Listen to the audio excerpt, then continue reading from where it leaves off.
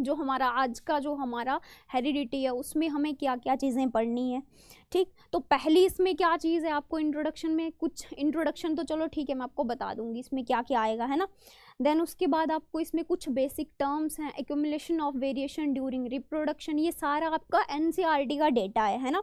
NCERT में इसी तरह से सीक्वेंस में दे रखा है और वही सीक्वेंस में हम पढ़ेंगे और इसके बाद आपको दोबारा रिवाइज करने की भी ज़रूरत नहीं पड़ेगी। ठीक है, मतलब एक शॉट में आपको सब क्लियर है।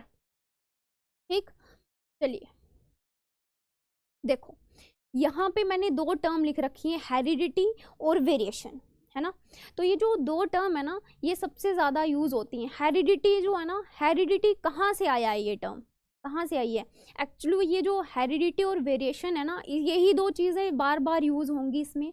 तो ये एक जेनेटिक्स के अंदर ही आती हैं ये सारी चीज़ें। तो मेन जो सब्जेक्ट है वो जेनेटिक्स है, और जेनेटिक्स की डेफिनेशन अगर हम बोलें तो वो ये हो जाएगी कि branch of biology that deal with the heredity and variation, और उन्हीं हेरिडिटी और वेरिएशन को आपको आगे स्टडी करना है। तो मतलब ये जो जड़ें दिख रही हैं आपको, ये जो है इसकी जो असली रूट है ना वो क्या है, जेनेटिक्स। ठीक है, तो जेनेटिक्स में हम क्या पढ़ते हैं, क्या चीज़ पढ़ेंगे उसमें हम, हेरिडिटी और वेरिएशन, ये दोनों चीज़ें हमें जेनेटिक्स में पढ़नी होती हैं।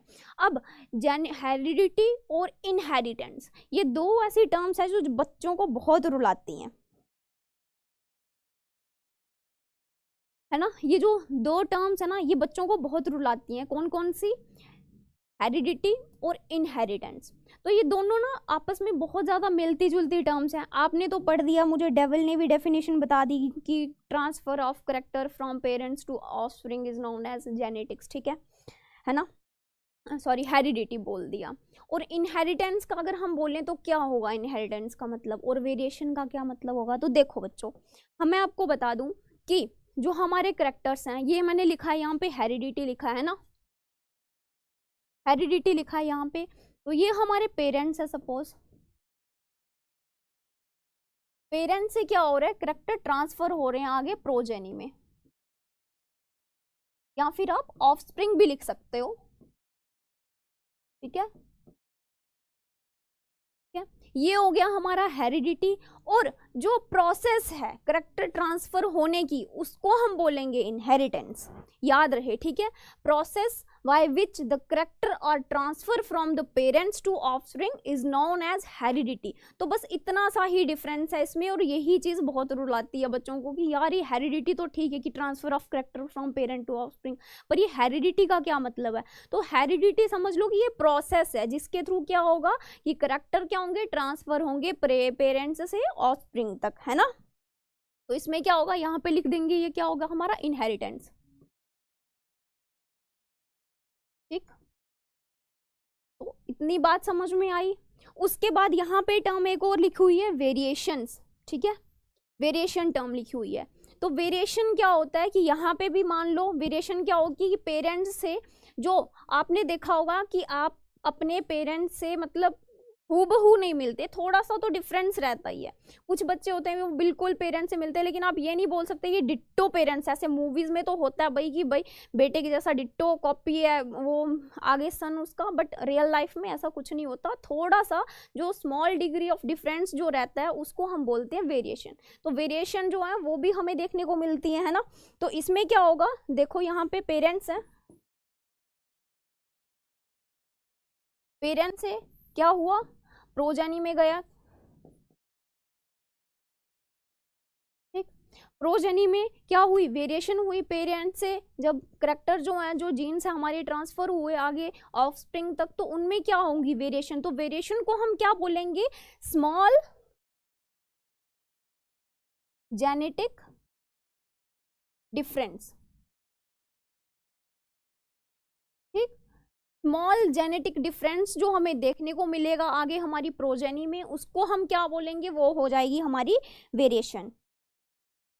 ठीक, देन उसके बाद वेरिएशन क्यों होती है, वेरिएशन हमें ज्यादा किस में देखने को मिलती है, ड्यू टू सेक्सुअल रिप्रोडक्शन। ठीक है, एसेक्सुअल ऑर्गेनिजम्स में भी वेरिएशन होती है, लेकिन उसमें इतनी ज्यादा हमें देखने को नहीं मिलती जितनी ज्यादा हमें किस में देखने को मिलती है, सेक्सुअल रिप्रोडक्ट, जो ऑर्गेनिज्म सेक्सुअली रिप्रोड्यूस करते हैं। तो यहाँ पे हम ये चीज भी लिख सकते हैं, ड्यू टू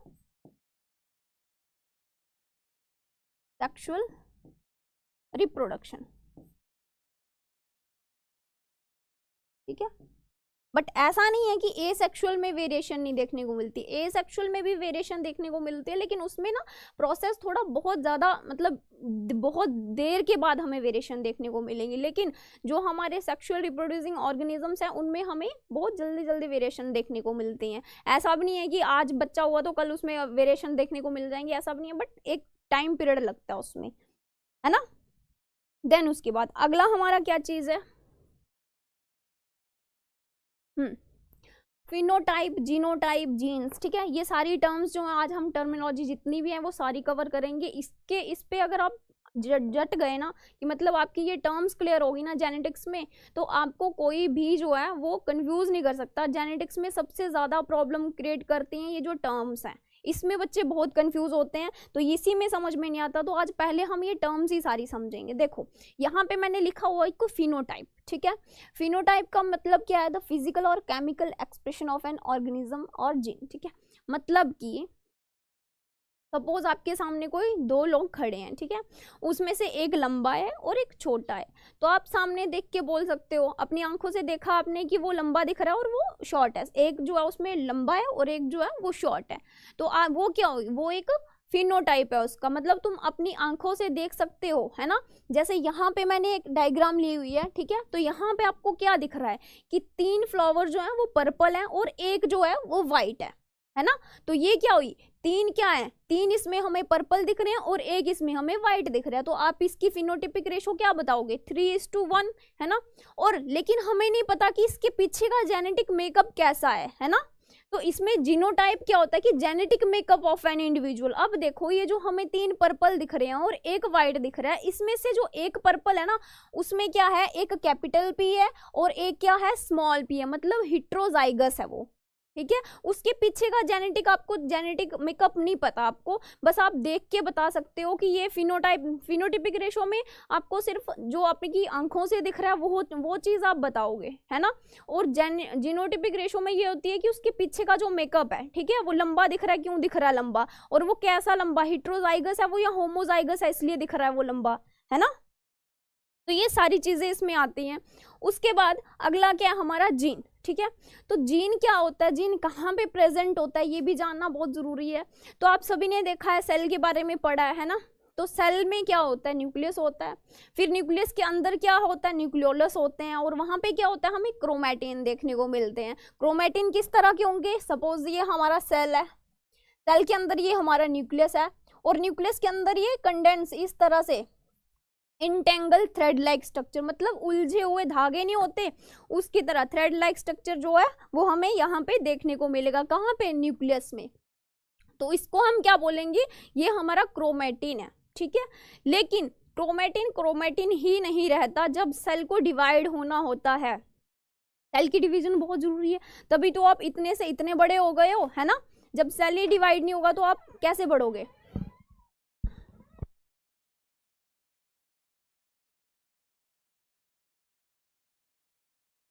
जब सेल डिवाइड नहीं होगा तो आप कैसे बढ़ोगे। तो सेल की डिवीजन जब होगी, जब टाइम आता है कि सेल को डिवाइड होना है, तो ये जो कंडेंस स्ट्रक्चर है ना, जो entangle mass of thread like structure है, ठीक है, वो क्या होगा, बिल्कुल कॉम्पैक्ट हो जाता है, और कॉम्पैक्ट होके कुछ इस तरह का स्ट्रक्चर बना देता है, कुछ इस तरह का, ठीक है, जिसको हम बोलते हैं क्रोमोसोम, ठीक। इसको हम क्या बोलेंगे, ये धागे से क्या बन गया, इस तरह से बन जाएगा, पैक हो जाएगा, ठीक, और इसको हम क्या बोलेंगे, क्रोमोसोम। अब क्रोमोसोम के अंदर होते हैं हमारे जीन्स। क्रोमोसोम को मान लो कि ये एक बस है, ठीक, क्रोमोसोम को मान लो ये एक बस, और बस के अंदर क्या होते हैं, पैसेंजर्स होते हैं, बहुत सारे पैसेंजर्स बैठे होते हैं ना बस के अंदर। तो उन पैसेंजर्स को समझ लो कि बस के अंदर जो बैठे हुए पैसेंजर्स है वो हमारे जीन्स हैं, ठीक है, उसमें वो जीन्स हैं। तो जीन्स कहाँ पे होंगे, यहाँ पे अलग अलग लोकेशन पे प्रेजेंट होंगे, कोई आपके हेयर के कलर के लिए रिस्पॉन्सिबल होगा, कोई हाइट के लिए रिस्पॉन्सिबल होगा, आई कलर के लिए रिस्पॉन्सिबल होगा, स्किन कलर के लिए, है ना। तो इनका सभी का अलग अलग काम है। तो कहाँ पे होंगे हमारे जीन्स, यहाँ पे क्रोमोसोम्स के अंदर प्रेजेंट होंगे। अब जहाँ पे जीन हमने बोला कि जो हमारी सवारी है, बस के अंदर सवारी बैठी रहती है ना, वो जो लोग हैं, वो जो बैठे हैं उसमें लोग, उनकी एक पोजीशन होगी, है ना, तो जिस पोजीशन पे वो बैठे हैं, आप बस के अंदर जो लोग बैठे हैं वो सीट पे ही तो बैठते हैं, उस सीट को हम बोलेंगे लोकस। ये चीज समझ में आई? ठीक, उस पोजीशन को, वो पोजीशन जहां पे हमारे जीन प्रेजेंट हैं उसको बोलेंगे लोकस। और लोकस टर्म भी यूज होती है, इसमें भी बच्चे कंफ्यूज हो ये लोकस क्या है। ठीक है, तो लोकस वो है कि जिस जगह पे, जो जीन की जगह है, जिस लोकस पे वो प्रेजेंट है जीन। जैसे बस है, बस के अंदर पैसेंजर है और पैसेंजर किसी पर्टिकुलर सीट पे बैठे हैं। सपोज कि आप अगर मेट्रो में बैठे हो, अगर नहीं भी बैठे हो तो कई बार बसों में भी लिखा होता है कि ये वाली सीट जो है वो लेडीज के लिए, या मेट्रो में अगर बैठे हो तो मेट्रो में मेंशन होता है कि ये वाली 2 सीट जो है वो हमारे सीनियर सिटीजन के लिए, ये वाली 2 सीट जो है वो सिर्फ लेडीज के लिए, है ना। तो उसी तरह हमारे जीन में जो होता है वो मेंशन होता है कि यहाँ पे ये वाले जीन हमारे प्रेजेंट होंगे। ठीक इतनी बात समझ में आई? उसके बाद यहाँ पे एक और चीज दे रखी है, ट्रेड एंड करेक्टर। ठीक है, इसी डेफिनेशन से ये मैंने लिख रखा है यहाँ पे लोकस भी। ठीक है, तो लोकस भी समझ आ गया कि मतलब वो वाली लोकेशन जहां पे हमारे जीन प्रेजेंट होंगे। ठीक, उसके बाद ट्रेड और करेक्टर लिखा हुआ है। तो बेटा ट्रेड और करेक्टर ना, ये भी चीजें बहुत सिमिलर है। ठीक है, अब आप कभी मार्केट में जाते हो और फोन लेते हो तो इसका करेक्टर क्या है, मतलब ये फोन जो है ये इतना बड़ा फोन है। ठीक है, और फिर अब बोलते हो कि फीचर्स क्या क्या, इतनी बड़ी इसकी स्क्रीन होगी, इतने ये फलाना ढमकाना, बहुत कुछ बताते हैं। चलो हम साइंस की एग्जांपल लेते हैं। अगर बायोलॉजी में एग्जांपल ले लें तो सपोज की हाइट सॉरी, तो किसी अगर इंडिविजुअल की हाइट है तो वो उसका करेक्टर है, उसके बाल हैं वो उसका करेक्टर है। लेकिन हाइट जो है वो टॉल है, ये शॉर्ट है, वो उसके ट्रेड होंगे। ठीक है, फिर उसके बाद हमारा बाल है, बाल कर्ली है या स्ट्रेट है, ये उसका बाल जो है कर्ली है या स्ट्रेट है, ये उसके ट्रेड होंगे। आई कलर, आई जो है वो उसका क्या है, एक करेक्टर है, बट आई ब्लू है या क्या है, ब्राउन है, ये उसके ट्रेड है। ठीक है, तो इतना बिल्कुल छोटा छोटा सा डिफरेंस है, यही चीजें बहुत कंफ्यूजन क्रिएट करती हैं, है ना। तो उम्मीद करती हूँ आपको ट्रेड और करेक्टर में भी पता चल गया होगा, है ना। अब देखो आगे ट्रेड के बारे में हम और भी पढ़ेंगे। चलिए ये स्लाइड क्लियर होगी, अगर किसी का कोई डाउट है तो वो मुझे पूछ सकते हैं। अब बात आती है एलिलीज पे। ठीक है, मैंने आपको बताया कि यहाँ पे डेफिनेशन में क्या लिखा है कि अल्टरनेट फॉर्म ऑफ जीन। ठीक है, अल्टरनेट क्या होगा कि मतलब इसके साथ की, ठीक, इसके साथ की मतलब इसके अलावा ये भी हो सकती है ना। तो सपोज कि ये हमारा क्रोमोसोम है। ठीक है, ये हमारा एक क्रोमोसोम है और ये इसका दूसरा क्रोमोसोम है। ठीक, ये इसका दूसरा क्रोमोसोम है। ठीक, ये हमारा क्रोमोसोम है। यहाँ पे इस जगह पे, यहाँ पे मैं बनाती हूँ, इस जगह पे एक जीन प्रेजेंट है। ठीक है, पिंक, और यहाँ पे एक जीन प्रेजेंट है वो येलो कलर का। ठीक है, और दोनों का क्या काम है कि ये किसी फ्लावर का कलर डिसाइड करेंगे। ठीक है, ये कलर डिसाइड करेंगे कि फ्लावर जो है वो क्या होगा, पिंक होगा या येलो होगा। ठीक है, लेकिन क्या है, सेम लोकेशन पे है और 2 है। ठीक है, दोनों जीन है और सेम लोकेशन पे हैं, तो ये क्या, गुड मॉर्निंग बेटा, सेम लोकेशन पे हैं और 2 हैं, तो ये क्या कहलाएंगे, ये हमारी एलीज कहलाएंगी। और ये कौन सी, होमोजाइगस। ठीक है, होमोजाइगस कहलाएंगी, जब होमोलोगस कहलाएंगी, क्योंकि ये सेम लोकेशन पे है लेकिन इनका जो करेक्टर है और जो ट्रेड ये कंट्रोल कर रही है वो अलग अलग है। ठीक है, मोस्टली हम एलिलीज इसलिए बोलते हैं क्योंकि वो अलग लोकेशन पे प्रेजेंट होती हैं। ठीक है, लेकिन उनका काम जो होता है वो उसी जीन के जैसे होता है। जैसे किसी जीन का काम है कि ये तुम्हें इसका फ्लावर का कलर डिसाइड कर रहे हैं, तो वो यहाँ पे भी हो सकती है और यहाँ पे भी हो सकती है। ठीक है, तो यहाँ पे येलो होगी और यहाँ पे पिंक है, तो ये क्या होगी, इसकी लोकेशन, मतलब हमारा जीन की ही एक अल्टरनेट फॉर्म है जिसका काम तो उसके जैसा ही है। ठीक, राम राम बेटा। ठीक, अब देखो यहाँ पे 2 टर्म दिए हैं, रिसेसिव एलीज और डोमिनेंट एलीज। अब यहाँ पे मैंने लिख रखा है, ठीक, क्या लिखा है यहाँ पे,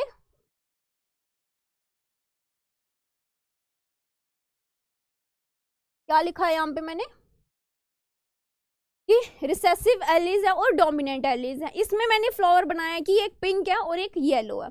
अगर फ्लावर का कलर पिंक आ जाता है तो वो वाला हमारा, इसका मतलब ये वाली जो हमारी एलीज है ये डोमिनेंट है, क्योंकि ये वाली रिसेसिव हो गई, कि इसको ये रिप्रेजेंट नहीं होने दे रही। ठीक है, डोमिनेंट वाली जो होगी वो हमेशा एक्सप्रेस होगी और रिसेसिव वाली जो होगी वो कभी एक्सप्रेस नहीं हो सकती जब तक डोमिनेंट वाली वहां पे है।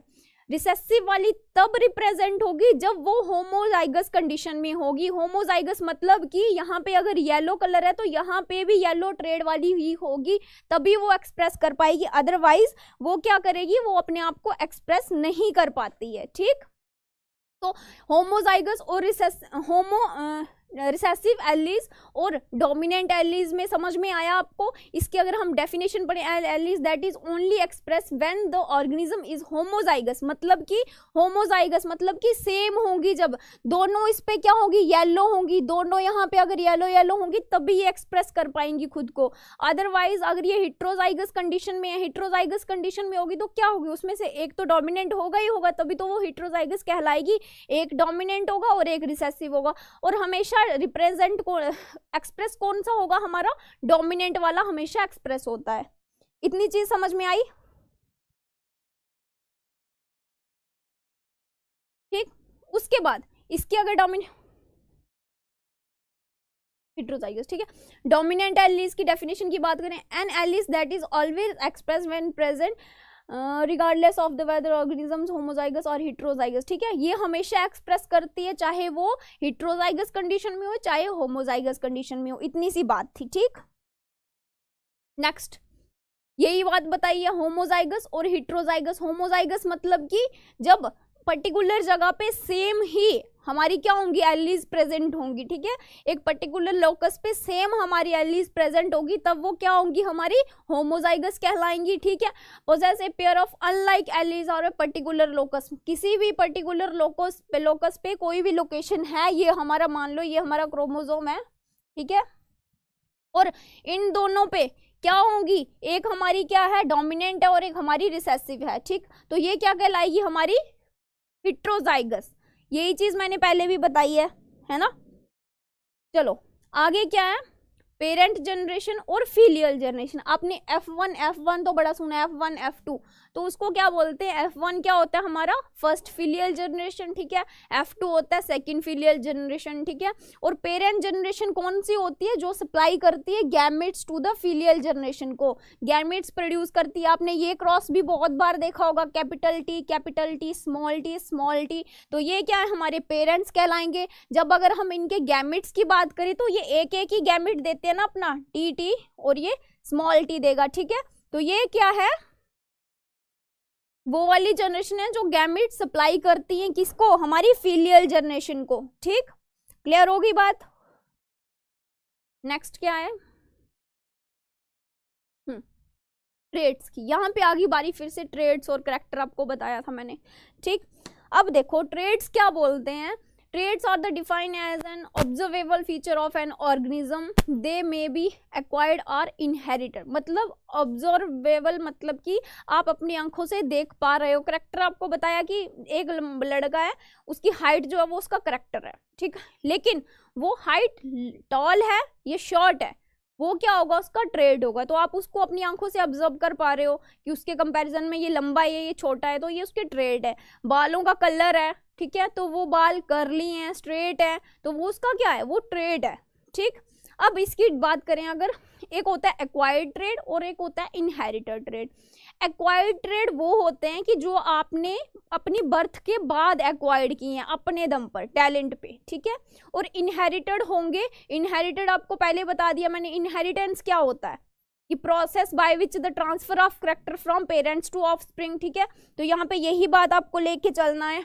तो इनहेरिटेड ट्रेड्स वो वाले ट्रेड्स होंगे जो आपके मदर फादर से आपके अंदर आए होंगे। ठीक, मतलब कि फादर और मदर के दोनों के बाल कर लिए हैं तो आगे बच्चे के बाल भी कर लिए होंगे, तो वो आपके अंदर क्या होंगे, इनहेरिटेड ट्रेड्स होंगे। अब मैं जितनी मर्जी कोशिश कर लूँ, अगर मेरे बाल कर लिए, जितनी मर्जी स्ट्रेटनिंग स्मूथनिंग करवा लूँ, लेकिन जो नए बाल ग्रो करेंगे वो करली ही आएंगे। ठीक है, तो इसमें क्या होगा, इनहेरिटेड ट्रेड्स वो वाले ट्रेड्स होंगे जो हमारे पेरेंट्स से हमारे अंदर आए हैं। और ये एग्जाम्पल के तौर पे यहाँ पे लिया हेयर एंड आई कलर। ठीक है, muscles and bone structure, nose shape. ठीक है, नाक की शेप वगैरह आप देखते हो कि आपके पेरेंट्स से, हाँ इसकी नाक तो मम्मी के जैसी है, इसकी नाक पापा के जैसे, ये सब भी देखने को मिलता है ना।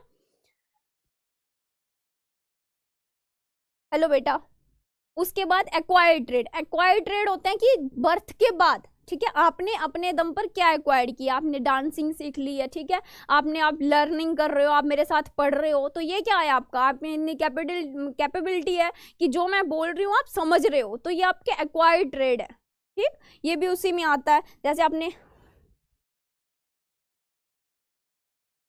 बेटा ये सारी चीजें ना आप क्लास डिस्टर्ब कर देते हो। अब मैं जो चीज पढ़ा रही हूँ ना उस पर पहले ध्यान दो, बाकी आपके जितने भी डाउट है वो भी मैं बताऊंगी, लेकिन क्लास के एंड में। नहीं तो ऐसे क्या होता है कि कंटिन्यूटी टूट जाती है बीच में, और जो चीज मुझे एग्जाम्पल क्या पता, मैंने एग्जाम्पल जो सोची है वो मैं भूल जाऊँ, और आपके मतलब एग्जाम्पल्स पे देने और लेक्चर बहुत लंबे चले जाते हैं। इसलिए पहले हम अपना लेक्चर खत्म कर लेते हैं। आपको इससे रिगार्डिंग कोई भी डाउट है तो आप पूछ सकते हो।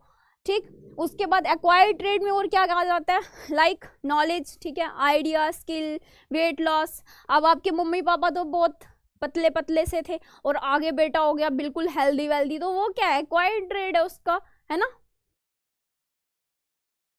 तो ये एक्वायर्ड और इनहेरिटेड ट्रेड में भी आपको समझ में आ गया होगा। अब इसमें कोई भी डाउट वाली तो बात है ही नहीं। ठीक, चलिए नेक्स्ट क्या हमारा, accumulation of variation during reproduction. Reproduction के टाइम पे जो वेरिएशंस होती हैं accumulate होती हैं, ठीक है, उसको उसके बारे में पढ़ें। और यही चीज़ आपके, यही हेडिंग दे रखी है आपके एनसीईआरटी में। ठीक है, बच्चे इसको रीड भी नहीं करना चाहते, भाई पता नहीं क्या ही दे रखा है उसमें।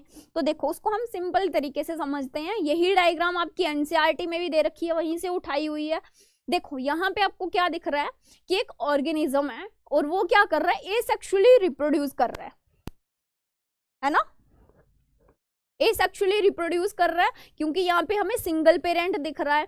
इसने जब रिप्रोड्यूस किया तो इसके जो आगे दो बच्चे हुए उसमें क्या हुआ, वेरिएशन देखने को मिला। बाकी तो सब सेम था, लेकिन यहाँ पे देखो ये पिंक कलर आ गया, और दूसरे वाला जो था उसमें हमें थोड़ी सी वेरिएशन और देखने को मिली। ये इसमें हमें क्या देखने को मिला, ग्रीन कलर देखने को मिला।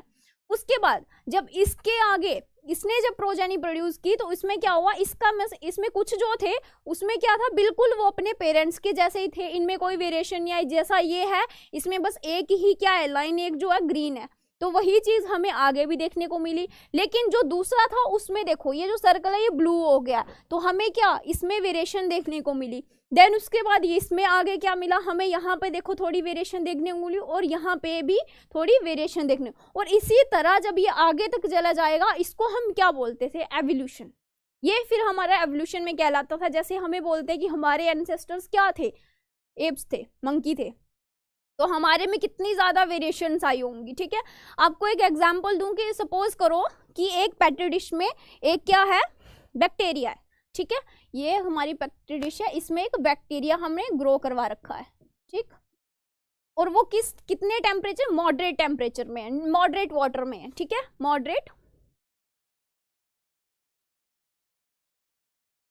मॉडरेट वाटर मतलब नाइदर हॉट नॉर कोल्ड, ना ज्यादा ठंडा पानी और ना ज्यादा गर्म पानी। ठीक है, इस इतने से पानी में उसको हमने एक बैक्टीरिया रह रहा है। लेकिन इफ क्या हुआ कि temperature of water increase, temperature जो पानी का टेम्परेचर था वो इंक्रीज हुआ, वाई, इसके द्वारा, बाय ग्लोबल वार्मिंग। ठीक है, ग्लोबल वार्मिंग जब हुई, ग्लोबल वार्मिंग तो आपने पढ़ा है अपने इन्वायरमेंट में, है ना। हाँ जी, इन्वायरमेंट चेंज के थ्रू नहीं बेटा, वेरिएशन जो है वो इंडिविजुअल में आती है, और अगर जब इन्वायरमेंट चेंज होता है तो उसमें वो सरवाइव कर सकता है। तो आप ये भी चीज बोल सकते हो, वैसे ये भी चीज कोरिलेट करती है कि इन्वायरमेंट जब चेंज होता है तो जो वेरिएंट होंगे वो हमारे सरवाइव कर पाएंगे। अब वही एग्जांपल मैं आपको यहाँ पे समझा रही हूँ कि एक कोई बैक्टीरिया वो मॉडरेट वाटर में रह रहा है, ठीक, और क्या कर रहा है, अगर टेम्परेचर पानी का जब इंक्रीज हो गया बाय ग्लोबल वार्मिंग, तो देखो ग्लोबल वार्मिंग ऐसा तो है नहीं कि आज क्लाइमेट हमारा नॉर्मल है और कल टेम्परेचर बहुत ज़्यादा हो गया, बहुत ज़्यादा गिर गया टेम्परेचर। ग्लोबल वार्मिंग में भी तो टाइम आता है ना, है ना, उसके लिए भी तो टाइम लगता है। उसको अराउंड 25 से 30 हमें ईयर लग जाएंगे एक इफेक्टिव, उसको अपना इफेक्ट शो करने के लिए। ठीक है, तो उसके लिए क्या होगा कि यहाँ पे ग्लोबल वार्मिंग मैंने दिया, लेकिन यहाँ पे ध्यान देना आपको कि ग्लोबल वार्मिंग के लिए टाइम लगता है, तो वेरिएशन के लिए भी टाइम लगेगा। उसमें क्या होगा, अगर जब ग्लोबल वार्मिंग हुई तो जितने भी बैक्टीरिया थे सारे डेड हो गए, ठीक है, बैक्टीरिया वुड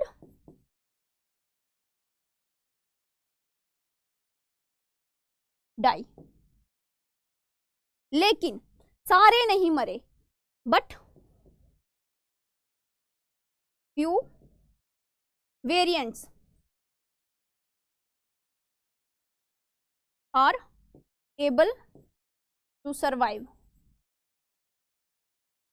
हमने पढ़ा है कि जो बैक्टीरिया है ना वो सबसे, जब हमारी ओरिजिन हुआ था ना अर्थ का, तब से रह रहे हैं। तो उस टाइम क्या हुआ था कि टेम्परेचर बहुत ज्यादा हॉट था हमारी अर्थ का, है ना, एवोल्यूशन में आप लोग पढ़ोगे, ठीक है, हमारी अर्थ का टेम्परेचर बहुत ज्यादा था।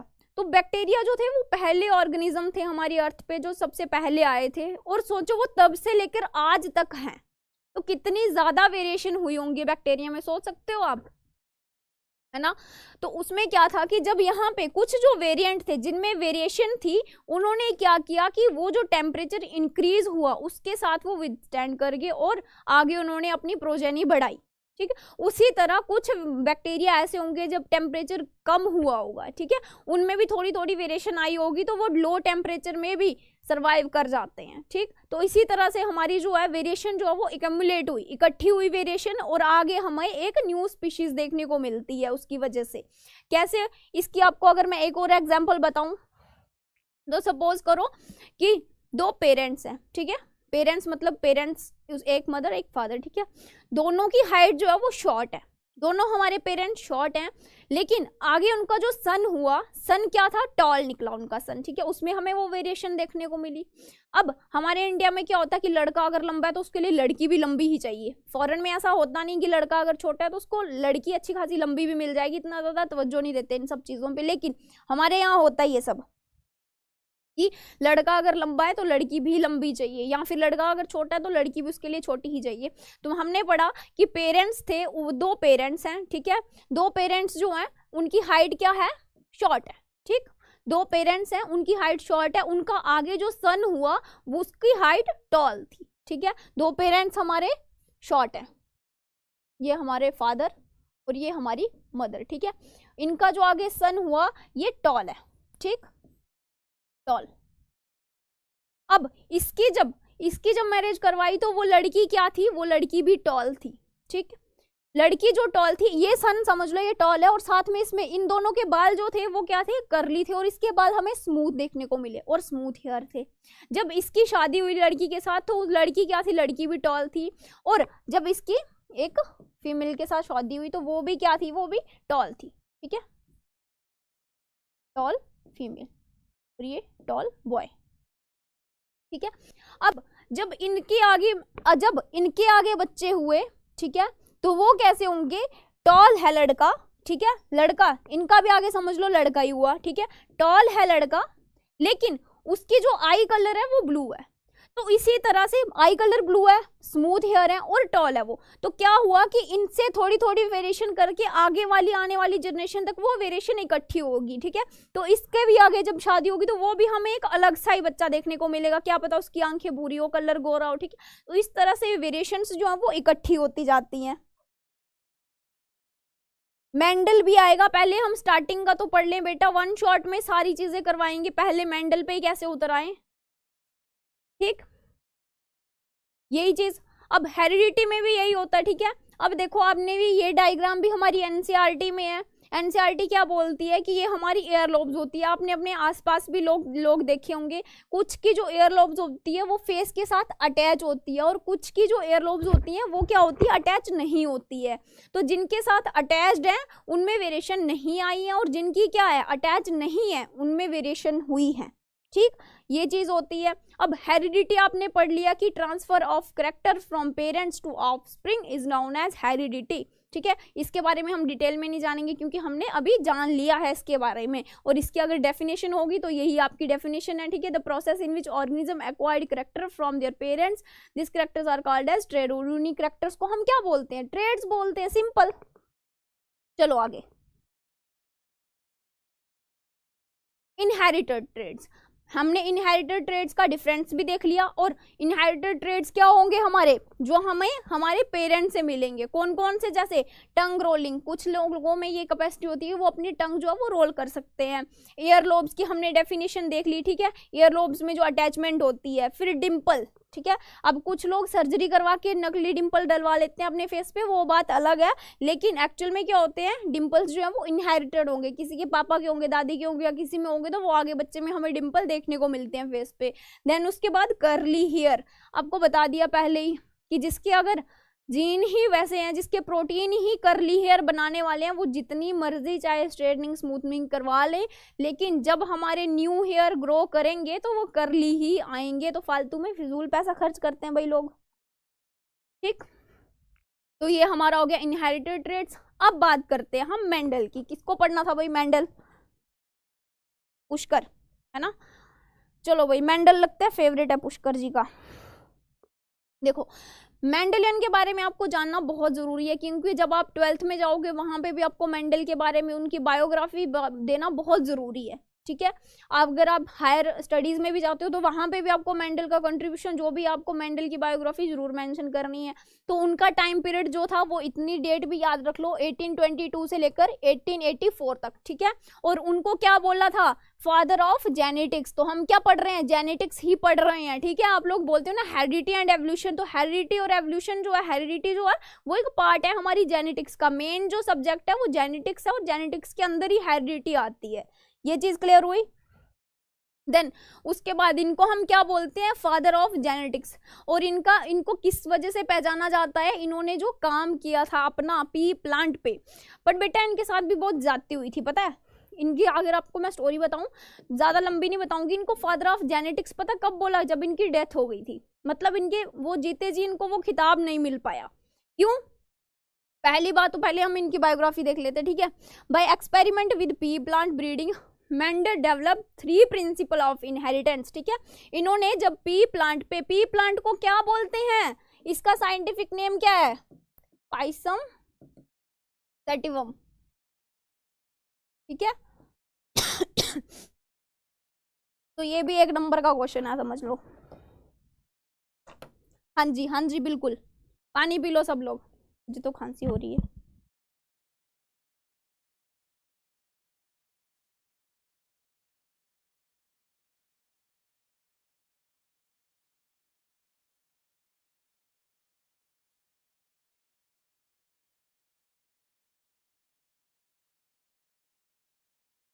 चलो, तो देखो मेंडल ने क्या किया था, जब इन्होंने पी प्लांट पे अपना एक्सपेरिमेंट किया था तो इन्होंने 3 सिद्धांत दिए थे, ठीक है, 3 प्रिंसिपल दिए थे इसके बेसिस पे जो उन्होंने एक्सपेरिमेंट किया था। अब देखो इनको, मेंडल को, पाइसम सैटिवम जिसको हम पी प्लांट बोलते हैं, इनको ये जीते जी इनका खिताब क्यों नहीं मिला।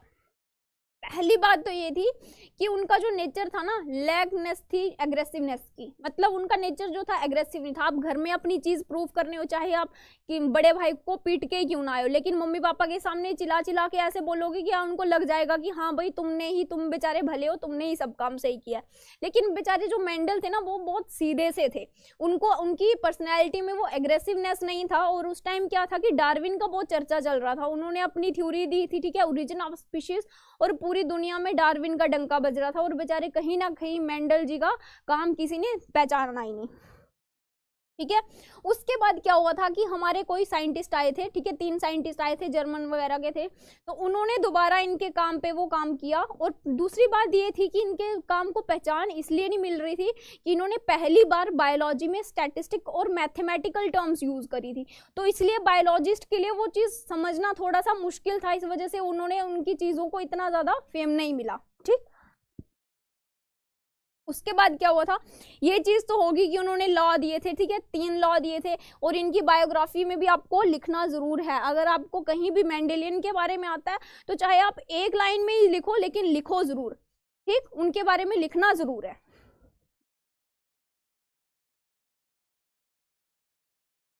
हाँ जी, बिल्कुल, फादर ऑफ जेनेटिक्स।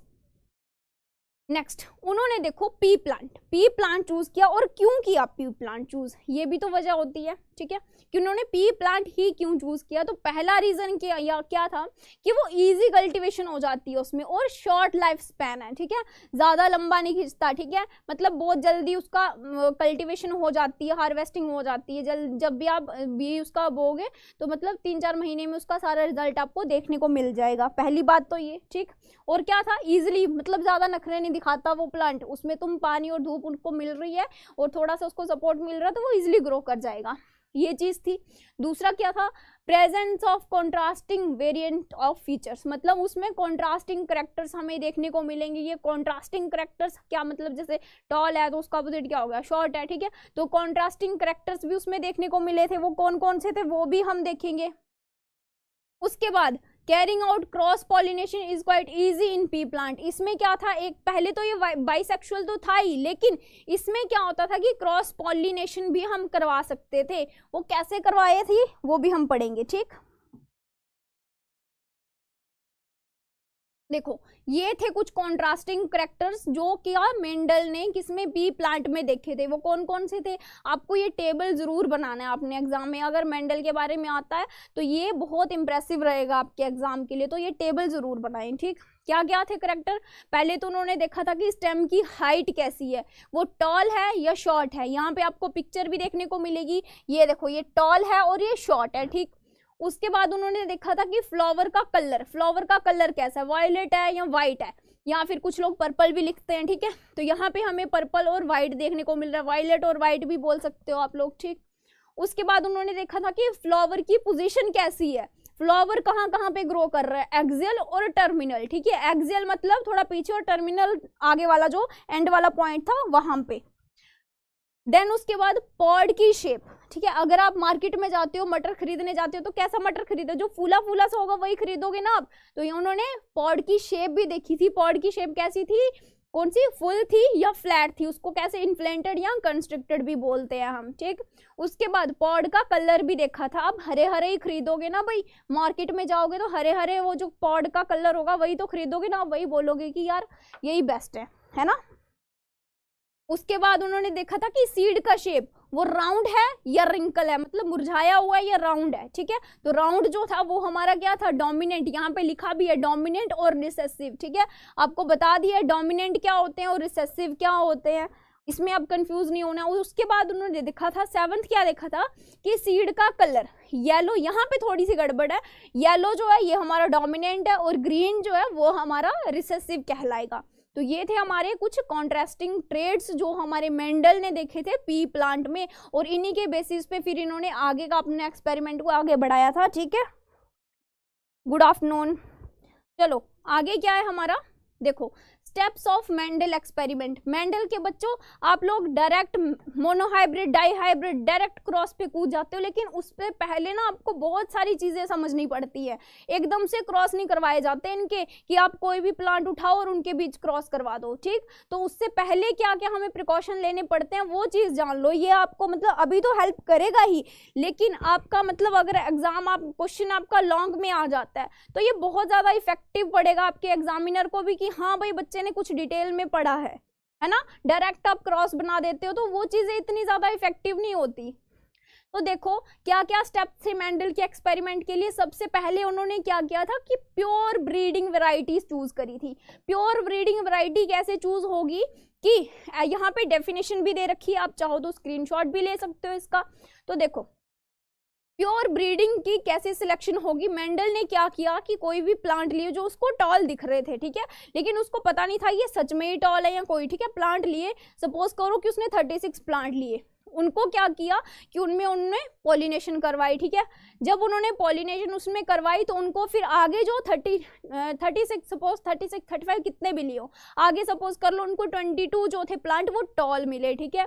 उन्हीं टॉल की फिर से उन्होंने आगे उन्हीं टॉल के आपस में क्या करवाई, उसकी पॉलिनेशन करवाई, तो आगे जो जनरेशन मिली वो भी उनको टॉल मिली। तो ऐसे उन्होंने बहुत सारी जनरेशन के साथ टॉल के बीच में ही क्या करवाई, ब्रीडिंग करवाई। तो तब जब लास्ट में उनको बहुत सारी जनरेशन के बाद एंड तक भी उनको टॉल ही मिला, तो तब उनको पता चला कि अब ये बिल्कुल प्योर वैरायटी है, इसमें सारे जितने भी करैक्टर है ये बिल्कुल प्योर वैरायटी मिली है। तो इस तरह से क्या होगी, हमारी प्योर वैरायटी की सिलेक्शन होगी। ये चीज समझ में आई। वॉइस नहीं आ रही? ऐसा नहीं हो सकता बेटा।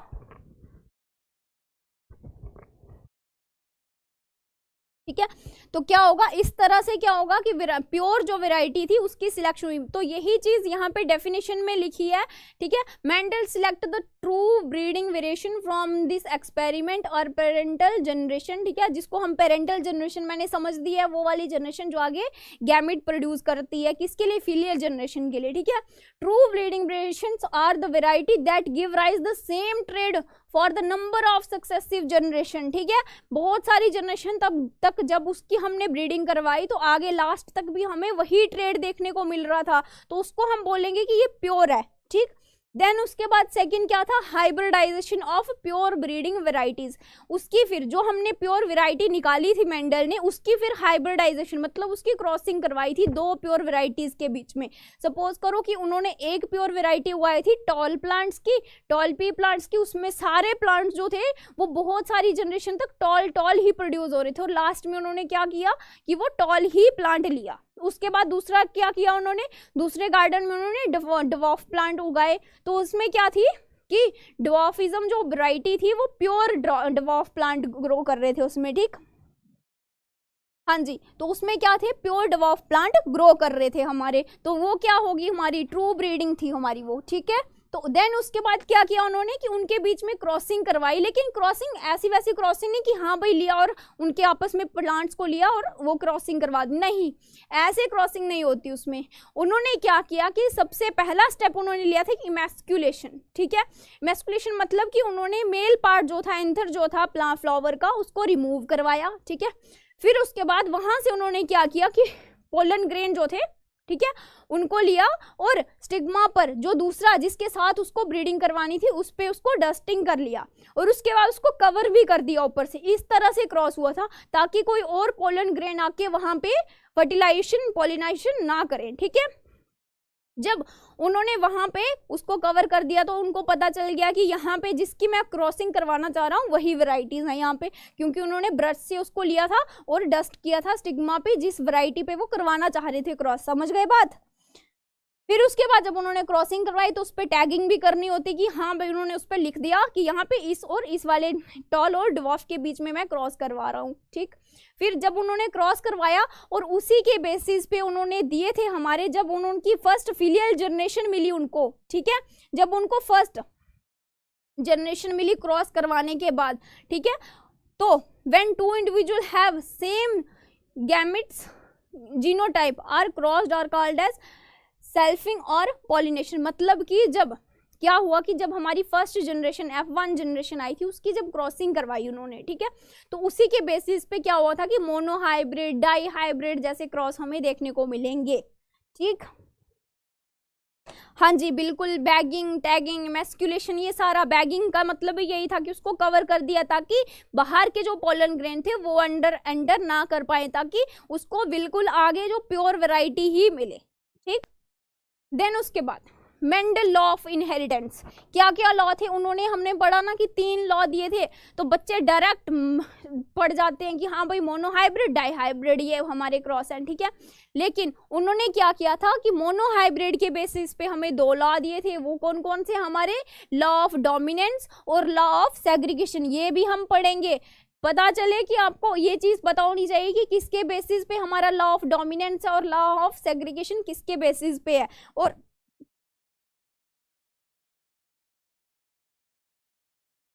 ठीक है, देन उसके बाद हाइब्रिड, डाई हाइब्रिड क्रॉस जो करवाया था उसके बेसिस पे उन्होंने दिया था हमारा लॉ ऑफ इंडिपेंडेंट असॉर्टमेंट, इनके बारे में भी हम पढ़ेंगे। ठीक, बस आपको इतना पता होना चाहिए कि इस लॉ कौन से वाले क्रॉस पे, आपको ये भी क्वेश्चन पूछ सकते हैं एग्जाम में, 1 नंबर का आ सकता है। ठीक है, कि कौन किसके बेसिस पे हमारे law of dominant and segregation दिए, तो वो based on mono hybrid cross, mono hybrid के क्रॉस के बेसिस पे उन्होंने 2 लॉ दिए थे, law of dominance and law of segregation. अब इनमें क्या होता है पहले हम पढ़ेंगे मोनो हाइब्रिड क्रॉस, तब जाके वो सारी चीज क्लियर होगी।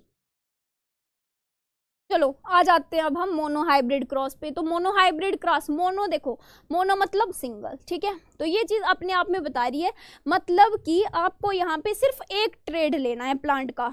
ट्रेड हमने कितने ट्रेड पढ़े थे? 7 ट्रेड दिए थे ना मैंने आपको डायग्रामेटिकली भी दिखा दिया वो, ठीक है। तो 7 ट्रेड में से उसमें सिर्फ उन्होंने एक सिंगल ट्रेड लिया था, ठीक है। 7 ट्रेड में से उन्होंने सिर्फ एक सिंगल ट्रेड लिया था,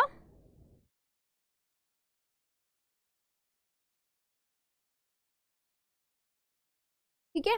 सिंगल ट्रेड लिया था उन्होंने, मतलब कि सपोज यहाँ पे उन्होंने लिया था हाइट से। यहाँ पे आपको क्या दिख रहा है, एक दिख रहा है टॉल प्लांट दिख रहा है और दूसरा दिख रहा है आपको शॉर्ट प्लांट। तो उन्होंने कोई भी, आप कोई भी ले सकते हो, फ्लावर के कलर के बेसिस पे ले सकते हो कोई भी, लेकिन सिर्फ आपको एक ट्रेड लेना है। तो उसको हम बोलते हैं मोनो हाइब्रिड क्रॉस। हाइब्रिडाइजेशन आपको बताया, उसी से हाइब्रिड बनते हैं हमारे, ठीक है। तो मोनो हाइब्रिड, तो ये अपने आप में एक सेल्फ एक्सप्लेनेटरी टर्म है, ठीक। तो यहाँ पे कंफ्यूज नहीं होना है, पीछे से सारी चीजें हमारी क्लियर होती आ रही है और हम स्टेप बाय स्टेप आगे चल रहे हैं।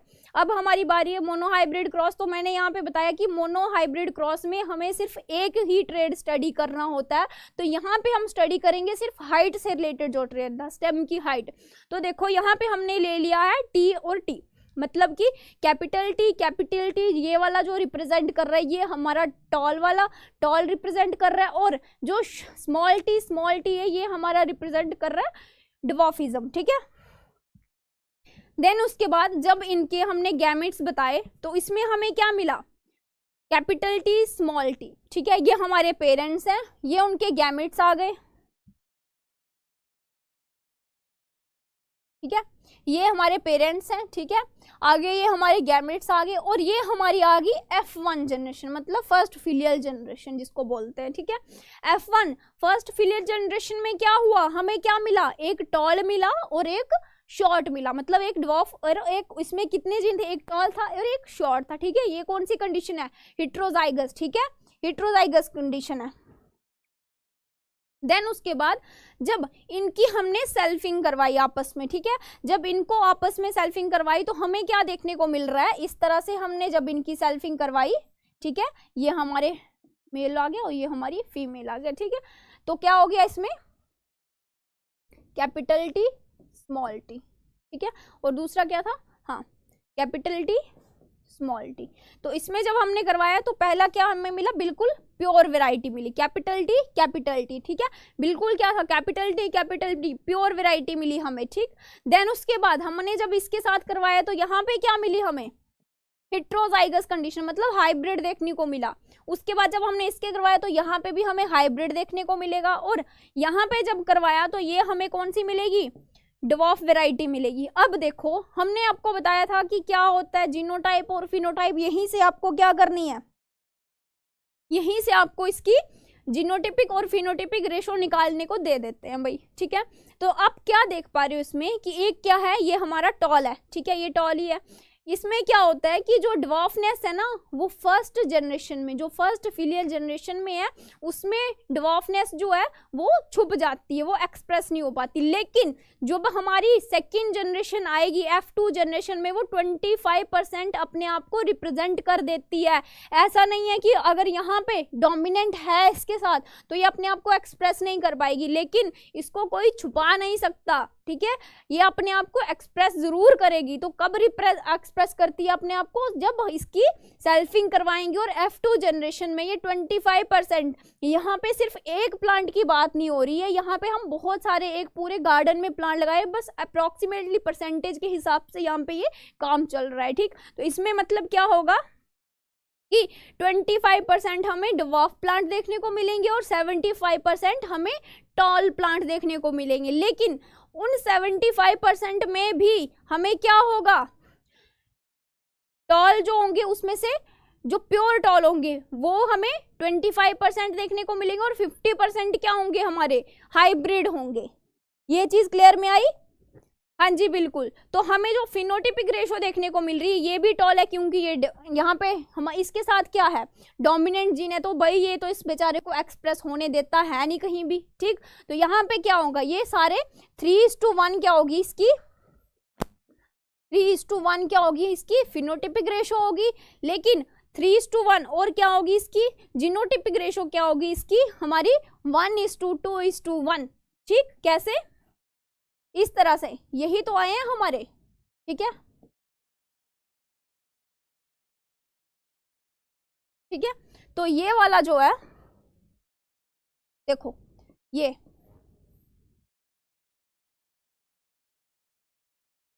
है ना, इसमें क्या है, ये हमारी प्योर वैरायटी है और ये दो, तो इसमें जीनोटाइपिक रेशो 1, ये 2 और ये 1, ठीक है इस तरह से। लेकिन ये तीनों क्या है, ये तीनों ये वाले जिसमें टी टी, जिसमें कैपिटल टी कहीं भी दिख रहा है तो वो मतलब डिवार्फिज्म शो करेगा, बेचारे रिसेसिव वाले को एक्सप्रेस ही नहीं होने देगा, ठीक। तो इसमें हमें 3:1 जो है इसकी फिनोटाइपिक रेशो देखने को मिलेगी, ठीक।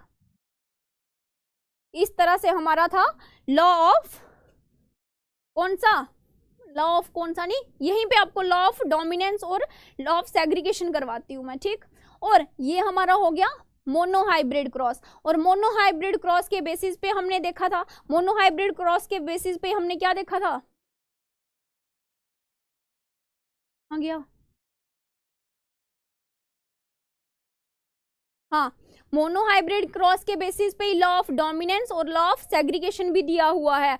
तो देखो लॉ ऑफ डोमिनेंस क्या बोलता है, यहीं पे से आप समझ जाओगे। देखो यहाँ पे मैं बना रही हूँ, ठीक है, capital T small T, capital T small T, ठीक है, ऐसा नहीं होगा इसमें। लॉ ऑफ डोमिनेंस बता रही हूँ ना मैं आपको,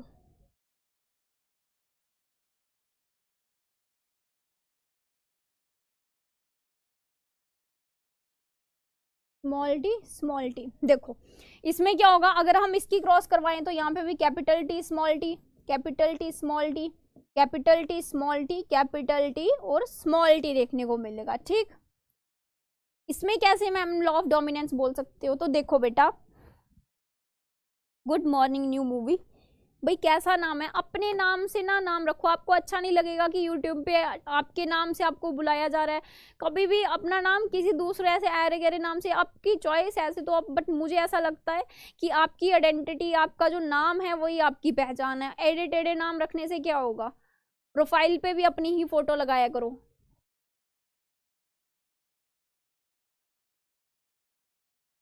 हाँ जी सरगम जी, गुड मॉर्निंग सरगम। अच्छा लगता है कि कोई आपको आपके नाम से बुला रहा है, ये टेढ़े मेढ़े नाम रखोगे तो मजा भी नहीं आएगा, ठीक। तो अब देखो लॉ ऑफ डोमिनेंस क्या बोलता है कि जितना भी हम क्रॉस करवाएंगे, डोमिनेंट वाला जो है, ठीक है, जो डोमिनेंट वाला होगा वो हमेशा एक्सप्रेस करेगा, ठीक है। और रिसेसिव वाले के साथ में अगर वो है, चाहे वो डोमिनेंट वाला होमोजाइगस कंडीशन में है, चाहे कौन सी हेटेरोजाइगस कंडीशन में है, लेकिन एक्सप्रेस हमेशा हमारा डोमिनेंट वाला ही होगा। तो ये हमारा लॉ ऑफ डोमिनेंस बोलता है, बस इतनी सी बात है, ठीक है। लॉ ऑफ डोमिनेंस हमें इतनी सी ही बात बता रहा है। यहाँ पे हमने क्या किया है, क्रॉस करवाया है, प्योर टॉल और प्योर ड्वार्फ के बीच में क्रॉस करवाया है। तो जब हमें देखने को मिला, इसमें हमने जब क्रॉस करवाया तो हमें सारे जितनी भी वैरायटीज देखने को मिलती है सारी डोमिनेंट और सारी क्या होंगी, टॉल देखने को मिलेंगी। क्योंकि यहाँ पे क्या होगा कि डोमिनेंट वाला ही एक्सप्रेस करेगा हमेशा, तो यही हमारा लॉ ऑफ डोमिनेंस बोलता है। उसके बाद लॉ ऑफ सेग्रीगेशन क्या बोलता है, लॉ ऑफ सेग्रीगेशन बोलता है कि जब भी हमें कोई भी क्रॉस करवाना हो तो उनको सेग्रीगेट करना पड़ेगा हमें, ठीक है।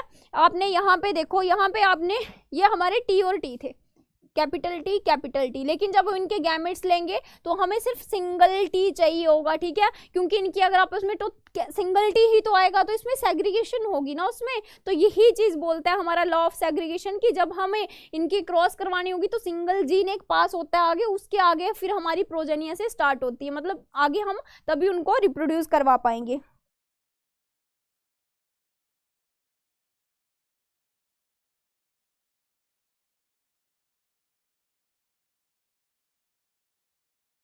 ठीक, देन उसके बाद हमारा नेक्स्ट क्या है, dihybrid cross. Dihybrid cross में हम क्या करते हैं कि दो, डाई मतलब दो और हाइब्रिड हमने पढ़ लिया, तो मतलब इसमें क्या होगा कि हम दो ट्रेड को एक साथ स्टडी करेंगे, ठीक, दो ट्रेड को हम एक साथ स्टडी करेंगे, तो इसलिए हम उसको बोलेंगे, नहीं बेटा सॉरी वाली कोई बात नहीं, वैसे अपनी अपनी चॉइस है, ठीक। तो इसमें क्या है, हम दो करेक्टर को एक साथ स्टडी करेंगे। तो यहाँ पे हमने क्या लिया है, राउंड और येलो ट्रेड लिया है, ठीक है, राउंड एंड येलो सीड लिया है हमने। यहाँ पे एक सीड लिया है जो राउंड है और येलो है, दूसरा कैसा है उसके साथ वाला हमने देखा था ना कि कॉन्ट्रास्टिंग ट्रेड देखने को हमें मिलते हैं। उसके साथ वाला कौन सा था हमारा, ग्रीन और रिंकल्ड, ठीक है, रिंकल्ड मतलब पिचका हुआ, ठीक। तो उसकी जब हमने क्या करवाई, जब हमने उसकी क्रॉसिंग करवाई तो हमें क्या मिला कि F1 जनरेशन में हमेशा क्या होता है, डोमिनेंट वाला ही हमें क्या, डोमिनेंट वाला ही हमें दिखता है भाई, डोमिनेंट वाला ही एक्सप्रेस होता है हमेशा, ये तो हमेशा से चलता आया है।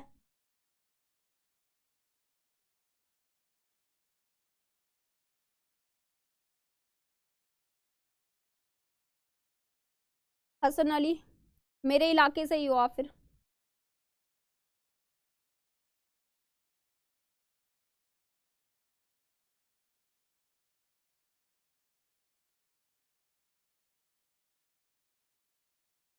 ठीक है, तो यहाँ पे क्या किया हमने कि दो ट्रेड को एक साथ हमने लिया हुआ है, तो इन दोनों को हम एक साथ ही स्टडी करेंगे। एक साथ स्टडी कैसे करेंगे, प्लांट विद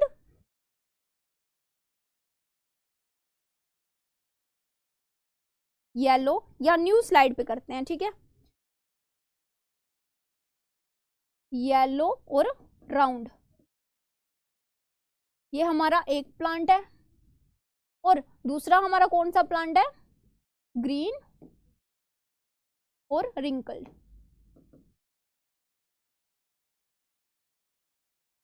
ठीक, ग्रीन और रिंकल। लेकिन जब हमें F1 जनरेशन मिली, F1 जनरेशन में हमें जितने भी मिलेंगे वो सारे कैसे होंगे, येलो और राउंड, येलो राउंड देखने को मिलेंगे सारे प्लांट हमें, ठीक।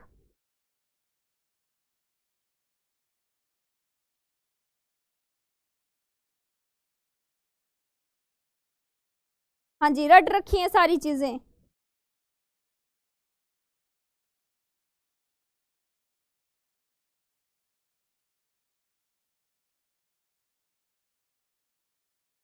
जब हम इनकी सेल्फी करवाएंगे ना, आगे सेल्फिंग करवाएंगे, ठीक है, तो हमें रेशो कुछ इस तरह से मिलेगी, 9:3:3:1, ठीक। ये हमें इसकी क्या मिलेगी, फिनोटिपिक रेशो। इसकी जीनोटिपिक रेशो बहुत बड़ी होगी और आपको उसके बारे में जानने की भी जरूरत नहीं है, ठीक है, आप इतना ही जान लो, इनफ है आपके लिए, ठीक। तो ये हमें क्या मिलेगी, इसकी जीनोटिपिक। अब यहाँ पे 16 क्या, हमें 16 क्या थी, 16 ये टोटल सीड प्रोड्यूस हुए थे, ठीक है, उसमें से क्या थे, 9 जो थे वो राउंड येलो थे, 16 सीड में से 9 जो थे हमारे राउंड येलो थे, ठीक है, 16 में से 9 जो थे वो हमारे राउंड येलो थे, फिर 3 जो थे वो हमारे ग्रीन और राउंड थे, मतलब ये हमें हाइब्रिड देखने को मिला। मदर कैसी थी, ग्रीन और रिंकल्ड थी, लेकिन हमें क्या मिला, ग्रीन और राउंड देखने को मिला। 3 हमें उसमें से कैसे मिले, येलो और रिंकल्ड देखने को मिले, ये भी हमें हाइब्रिड मिला। फादर यहाँ पे क्या था, एक येलो और राउंड था, लेकिन हमें ये हाइब्रिड येलो और रिंकल्ड हो गया ये, ठीक। उसके बाद हमें एक कैसा मिला, ग्रीन और रिंकल्ड मिला। हमने बताया, ठीक है, कि क्या होता है कि जो रिसेसिव वाले हैं वो 25% जरूर एक्सप्रेस करते हैं अपने आप को आगे, ठीक है, 25% जरूर एक्सप्रेस करते हैं वो अपने आप को। तो ये हमें सारे यहाँ पे इस तरह से मिलेंगे, ठीक। तो हमने क्या पढ़ा इसमें, अब इसी पे हम क्या करते हैं, इसी के बेसिस पे हमें कौन सा, independent assortment, law of independent assortment, इसी के बेसिस पे दिया था ना, डाई हाइब्रिड क्रॉस के बेसिस पे हमें लॉ ऑफ इंडिपेंडेंट असॉर्टमेंट दिया था। वो इंडिपेंडेंट असॉर्टमेंट क्या बोलता है कि तुम लोग अगर इनको जितना भी सेपरेट कर लो, लेकिन जिसका जो काम है वो जरूर करेगा। मतलब ऐसा नहीं है कि हमारे मेंडल ने देखा कि भाई जब बेबी ग्रो कर रहा है तो उसके सर पे बाल आ रहे हैं, ठीक है, ऐसे मसल्स ग्रो कर रहे हैं उसके, नाखून इसी जगह पे नाखून आ रहे हैं उसके, है ना। ऐसा थोड़ी हुआ कि मतलब बाल मतलब पेट से निकल रहे हैं बाल बच्चे की, या टांगों से बाल, ऐसे तो ग्रो करते हैं, पूरी है मैमल्स हैं भाई, हेयर तो हमारा कैरेक्टरिस्टिक है ही, लेकिन सर के बाल ही ज्यादा लंबे क्यों होते हैं, है ना। मतलब वो तो हमारे ऊपर डिपेंड है, लेकिन बाकी बॉडी के बाल हमारे इतने ज्यादा ग्रो नहीं करते जितने ज्यादा हमारे स्कल के करते हैं, है ना। तो क्या किया उन्होंने, यही चीज देखते हुए उन्होंने बोला था कि ये एक्सप्रेस हमेशा तुम इनको चाहे जिधर मर्जी उल्टा पुल्टा रख दो, लेकिन अपने आप को जरूर ये एक्सप्रेस करेंगे। तो यही बोलता है हमारा लॉ ऑफ इंडिपेंडेंट असॉर्टमेंट। जब आपको लॉ ऑफ इंडिपेंडेंट असॉर्टमेंट आता है तो आपको यही बना के दे देना है वहां पे सिंपली, ठीक। इसमें कुछ नहीं करना, बहुत सिंपल है ये, ठीक। अब आगे क्या है हमारा, सेक्स डिटर्मिनेशन। ये भी आपके एनसीईआरटी में है तो इसको भी पढ़ना बहुत जरूरी है। अब आप सभी ने पढ़ा है कि ये भी आपके एनसीईआरटी में डायग्राम है, लेकिन जब आपको एग्जाम में पूछा जाता है तो आपको ये डायग्राम ना बना के ये डायग्राम बनानी है, ठीक है, ये डायग्राम बनानी है। अब आपको पता है कि आप ये भी पढ़ते आ रहे हो कि क्या है,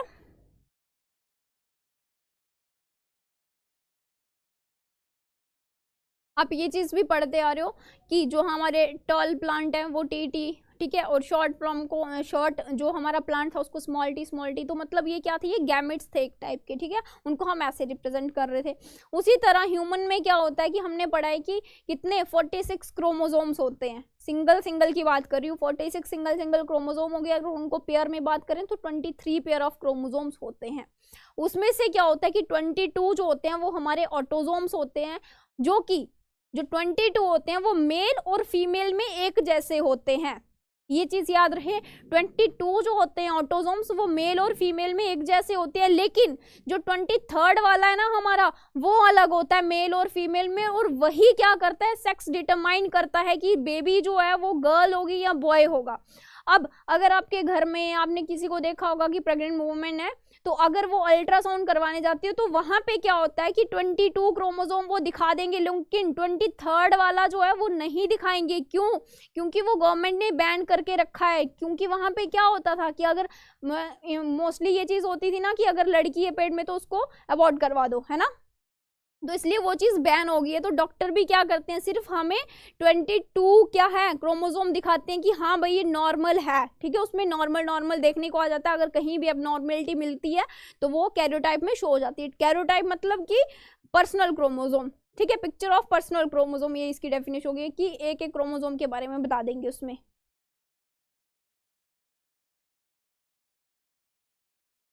ठीक है।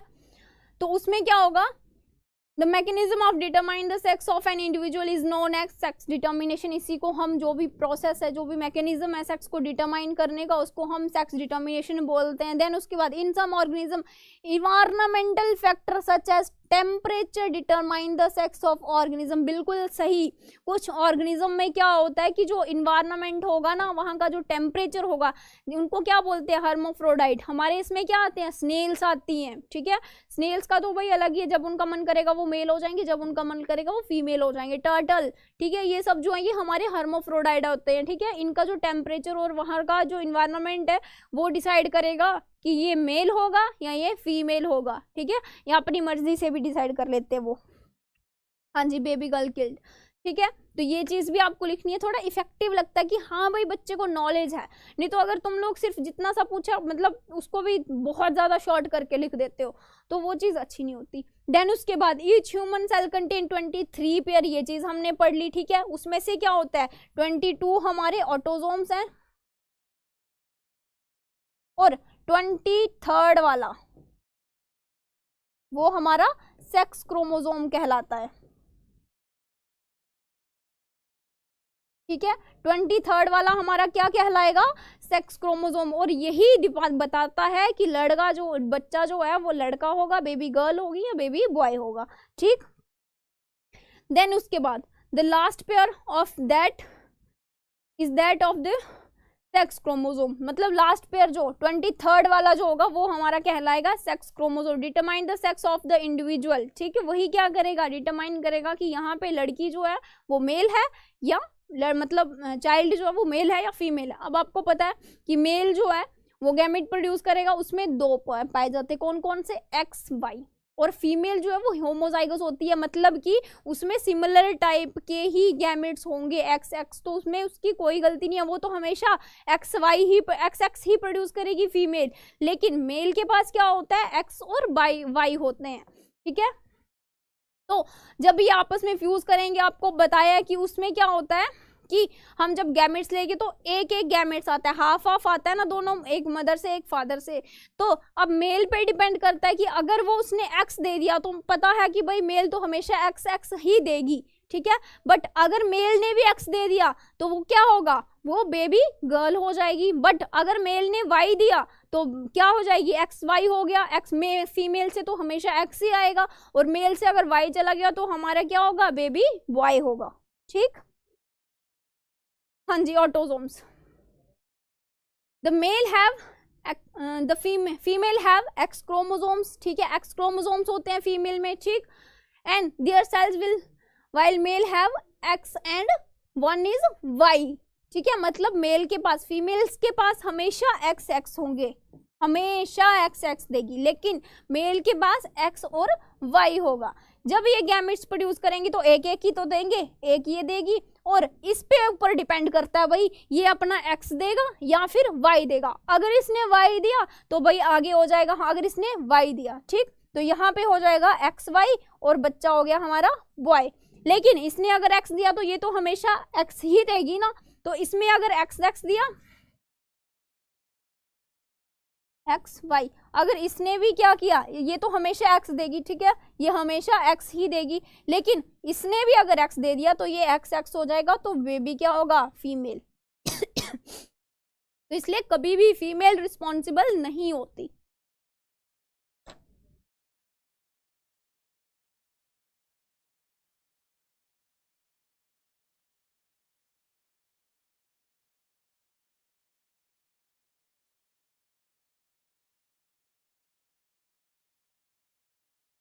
अब देखो आगे क्या लिखा हुआ है हमारे इसमें कि when the sperm contain the X chromosome fertilize the egg then the zygote develop into a female, ठीक है।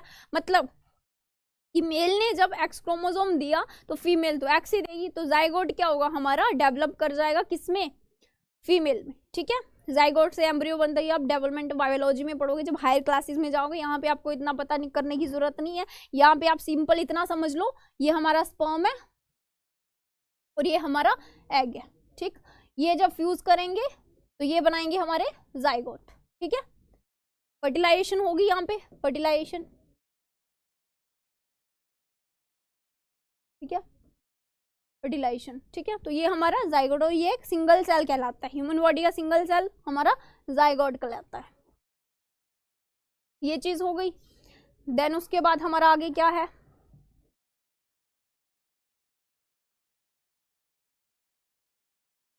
देखो ये, ठीक है। तो यहाँ पे आपको क्रॉस बनाया। अगर आपको कभी भी सेक्स डिटर्मिनेशन पे क्वेश्चन आता है, आपके प्रीवियस ईयर में बहुत बार सेक्स डिटर्मिनेशन पे क्वेश्चन आया है, ठीक, तो आपको सिंपली यही क्रॉस बना के देना है, ठीक है। ये हमारे फादर हैं, एक्स वाई इनके क्रोमोसोम है, मदर में एक्स एक्स क्रोमोसोम है। जब ये फ्यूज होंगे, ठीक है, तो यहाँ पे क्या होगा, अगर ये वाला और ये वाला फ्यूज हो गया तो फीमेल क्या होगी, एक्स एक्स, ये एक्स मदर का तो एक्स ही होगा हमेशा, बट फादर का एक्स के साथ अगर फ्यूज होगी तो क्या होगी, फीमेल बन जाएगी। बट यहाँ का एक्स मदर का तो हमेशा एक्स ही होगा, फिर फादर का तो ये वाला एक्स और मदर के दूसरे एक्स के साथ फ्यूज हो तब भी फीमेल हो जाएगी। और मदर के पास दो एक्स हैं, तो अगर मदर का वाई एक वाले एक्स के साथ ये वाला वाई फ्यूज हो जाता है तो मेल होगा, और एक वाले एक्स के साथ दूसरे वाला एक्स फ्यूज हो जाता है तो भी हमारा मेल होगा। तो मतलब क्या हुआ कि 50-50% चांसेस हैं, 50% लड़का और 50% लड़की हो सकती है। ठीक है,